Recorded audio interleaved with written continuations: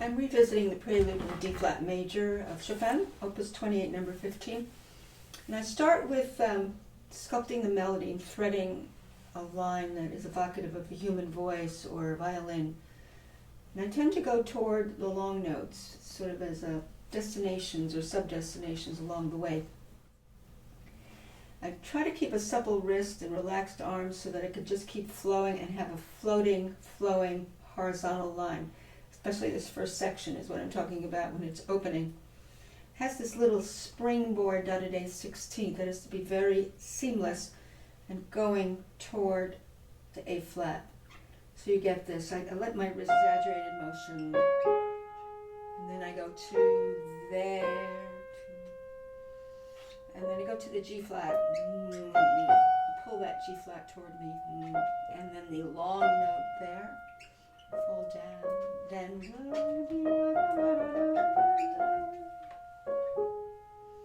to there, float across to, and then to this long note, fall down, new phrase, there, and it's a little more intense now, A flat minor. To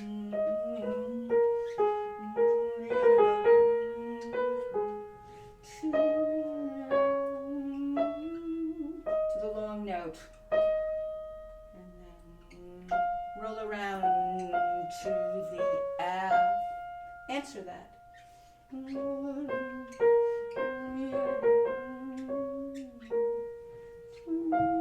This is an echo of that. Right here's the echo.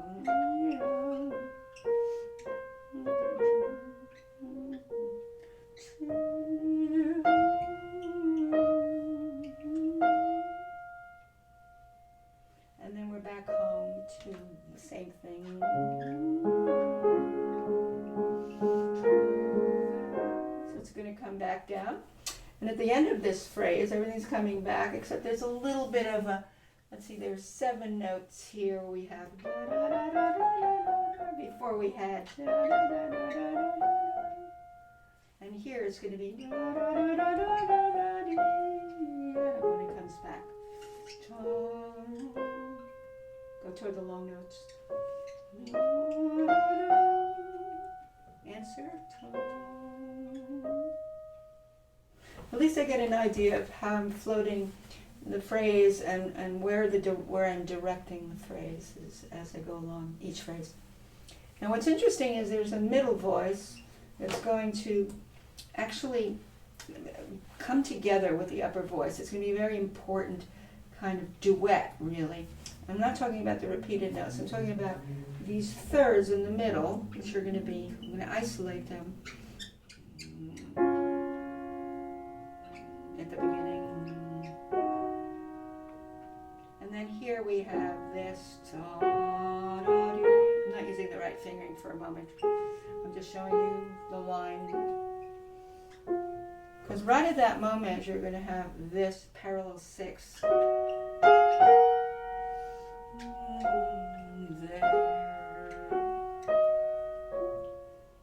That, you should be aware of that when you get there. Now, what makes that tricky in the left hand is when you actually play what's bundled around that in this middle voice, you have to hold this C down.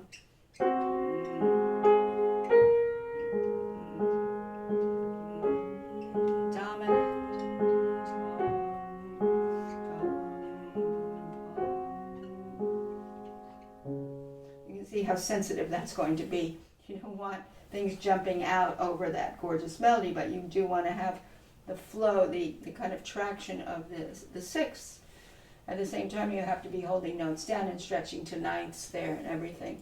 The way I relax my hand is to rock my hand a little bit here. Watch.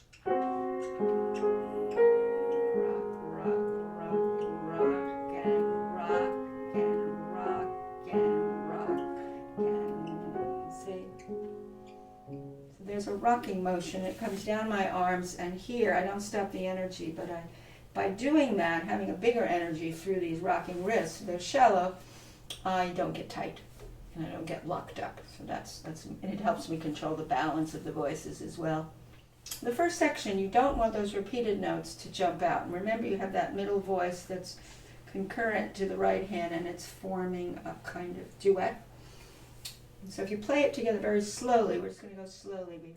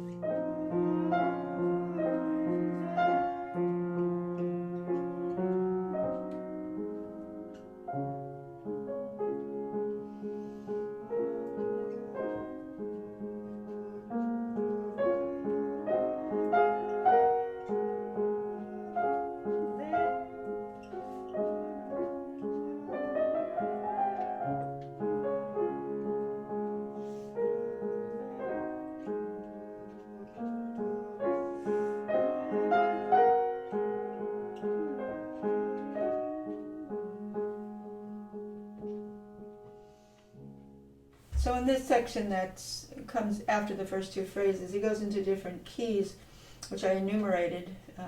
A flat minor, bit of E flat minor to B flat minor, has a little bit of a peak of G flat major, which is really very quick resolution, to D flat and then to A flat minor, etc. And it's dominant. And then E flat minor is a 4 chord to B flat minor. You kind of hear these modulations.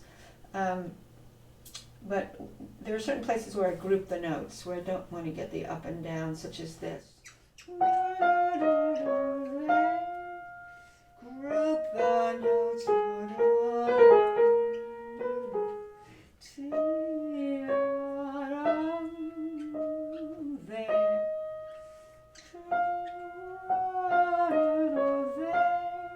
Answer that.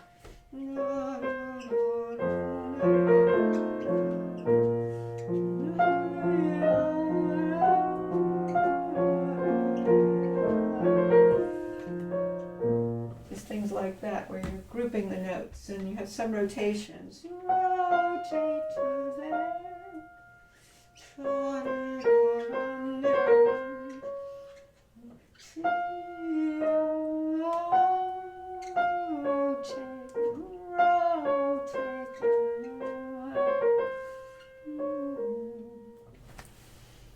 And then when you come back to the theme from the dominant 7,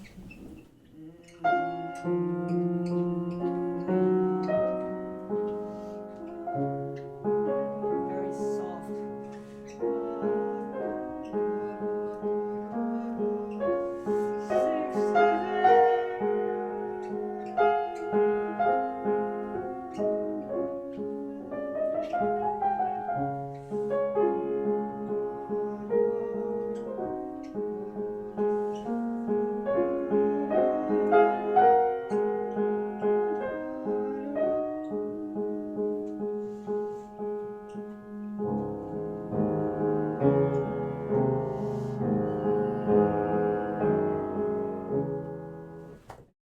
Now we go into this new section. We're going into C sharp minor. Instead of calling it D flat minor, he's turning the dominant note of A flat into enharmonic G sharp. Instead of going into D flat minor, he goes into C sharp minor. So C sharp minor is spelled in sharps, taking away the D flat part of it, and call it C sharp. And the dominant, of course, of D flat major is an A flat, but enharmonically in C sharp minor it becomes a G sharp. So that's what's going to happen when he goes into the second section where he ends with this.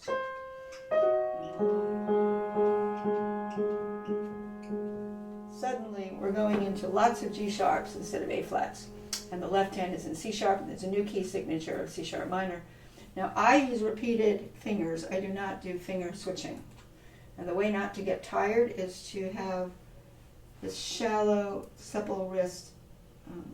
You can see what I'm doing. Shallow, supple wrists, like this. So you get this.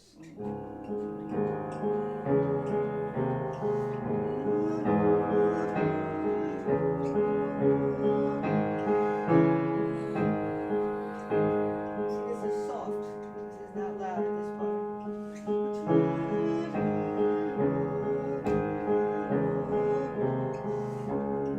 Swell out. Now we're going to get bigger. Double it.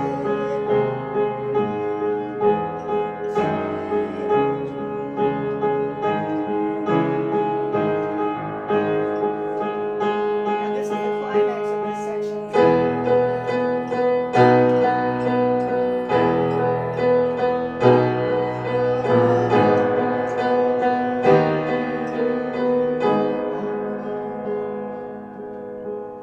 And what I wanted to show you here is when I do these octaves at the climax, I want them to be legato, so I do some finger switching. I do this. I do switch thumb to 2 here, 5 to 2, switch thumb to 2, go to 4, switch thumb to 2, switch 4 to 2. And that's how you're going to get the legato. So when you play it together, you get this E major, and then he goes into G sharp minor, by the way.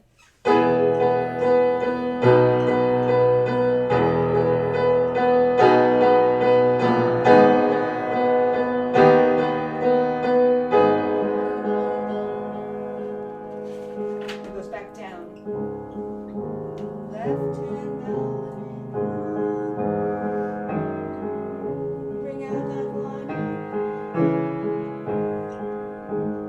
Keep this soft.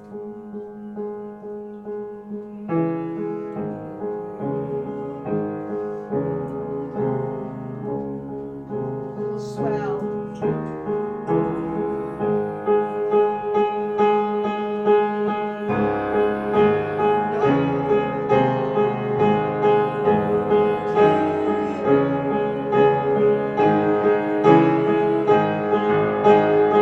This is where you really push into this.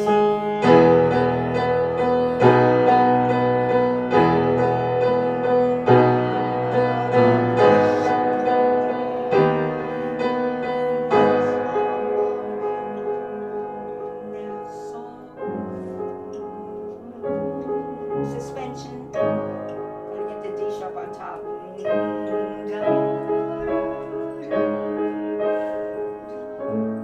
There's this deceptive cadence. A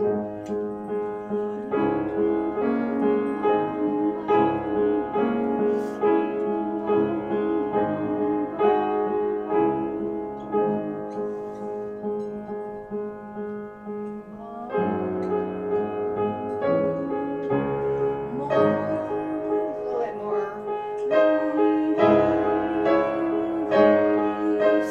Surprise.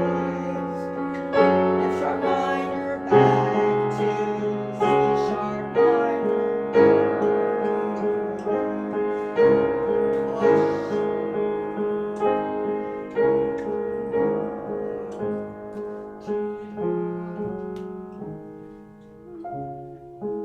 Beginning comes back quietly with a veil on it, I think.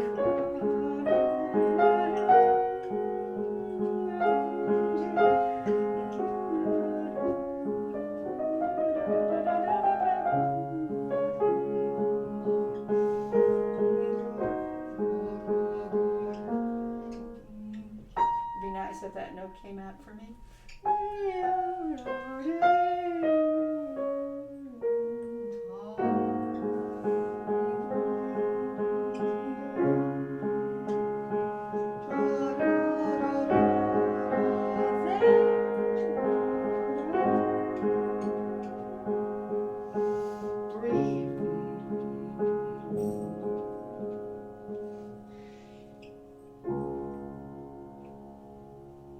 the notes sometimes came out.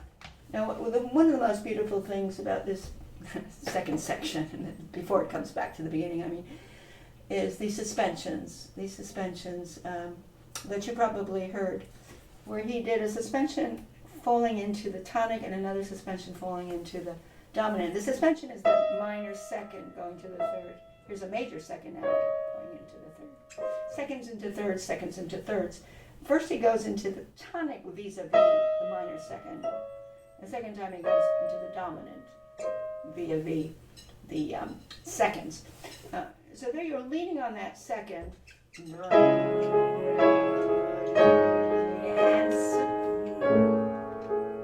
That's so beautiful there, because that's an A major chord with a clashing G sharp. Because if you go to the dominant of C sharp minor, you get G sharp major chord, and if you go to the sixth chord, it would be an A major chord. It would be like this.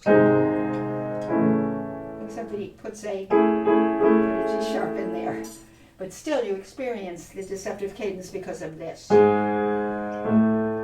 there. So you want to experience that. I dip it down.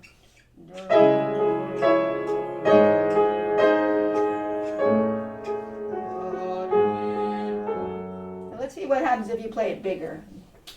But you still kind of feel it. I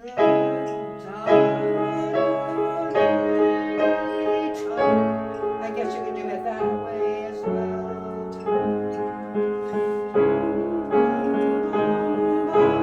You have to get that melody inside there. Now, as long as you feel the deceptive kings and you kind of pull it out as a surprise, it works. I tend to want to dip under it. Could be a little bit too small, but as long as you experience the surprise and the unexpected harmony there, the deceptive chord, that's what counts, I think, how you implement that. Because and the reason I think I would dip it this time is because the second time he doesn't go to a deceptive cadence and he goes into a forte. So I might dip it the first time, so I might go.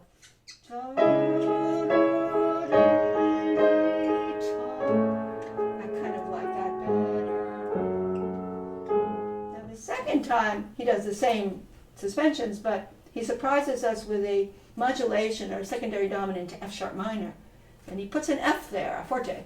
So that, I think this time I will use the forte. So he's already building up to that, where he goes.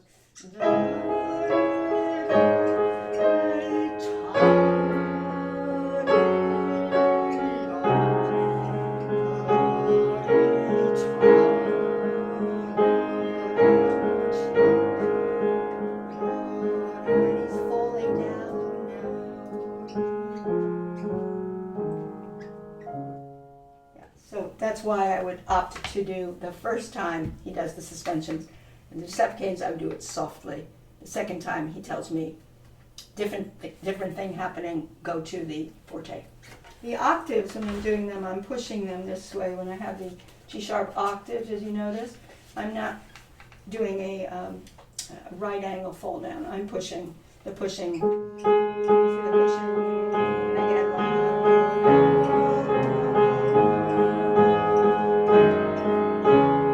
push this way.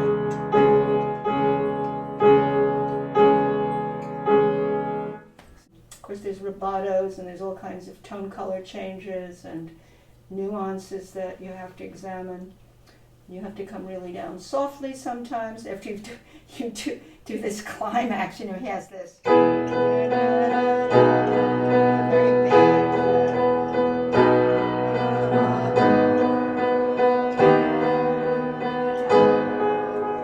Now you have to go way soft.